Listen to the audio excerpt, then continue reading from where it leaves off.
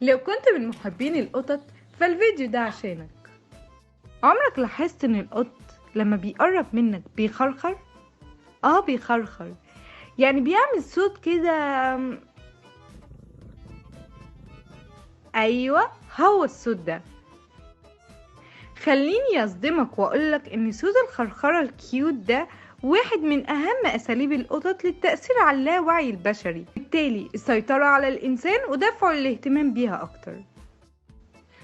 خلال عام 2009 كانت جامعة سايكس في بريطانيا قررت تعمل بحث وتحليل لطيف عن خرخرة القطط، وكانت نتيجة اكتشافهم ان القطط اثناء الخرخرة بيصدر منها التردد ده بيكون متماثل مع تردد صوت بكاء الطفل البشري، بالتالي بتقوم بتحفيز مشاعر الابوة والامومة عند البشر فيهتموا بيها اكتر كأنها طفل بشري.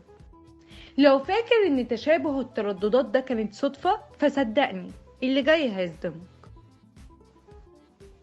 القطط خلال مراحل حياتها على الأرض ومع البشر اتعلمت إن في تردد معين بيصدره أطفال البشر أثناء البكاء، عشان كده بيجذبوا اهتمام آبائهم وأمهاتهم، وبالطريقة دي بيحصلوا على اهتمام كفاية. فالقطط بدأت تحاكي نفس التردد وتصدره في خرخرتها عشان تخلي أصحابها من البشر يهتموا بيها أكتر، والطريقة دي بتنجح بالفعل لأنها بتخاطب اللاوعي البشري والطبيعة الإنسانية.